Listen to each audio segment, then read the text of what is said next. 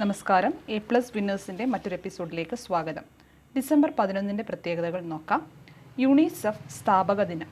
രണ്ടാം ലോക മഹായുദ്ധത്തിലെ കെടുതികൾ അനുഭവിച്ച രാജ്യത്തിലെ കുട്ടികൾക്ക് ഭക്ഷണവും അടിസ്ഥാന സൗകര്യങ്ങളും നൽകുക എന്ന ലക്ഷ്യത്തോടെ 1946 ഡിസംബർ 11 ഐക്യരാഷ്ട്രസഭ ജനറൽ അസംബ്ലിക്ക് കീഴിൽ നിലവിൽ വന്ന സംഘടനയാണ് യുണൈറ്റഡ് നേഷൻസ് ചിൽഡ്രൻസ് ഫണ്ട്.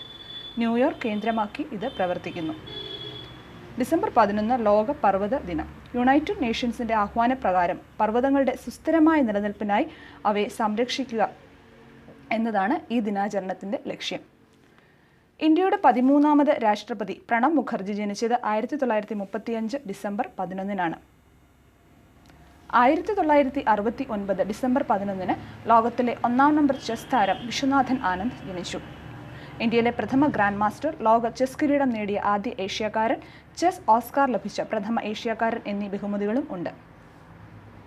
അതുല്യ സംഗീത പ്രതിഭ MS സുബ്ബലക്ഷ്മി 2004 ഡിസംബർ 11 അന്തരിച്ചു.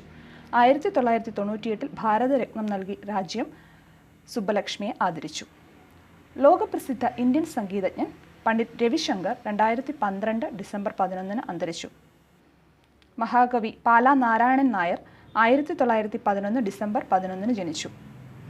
ഇന്ത്യയിലെ പ്രമുഖ കവിയും സ്വാതന്ത്ര്യസമര സേനാനിയുമായിരുന്ന സുബ്രഹ്മണ്യ ഭാരതി 1882 നവംബർ 11 ജനിച്ചു.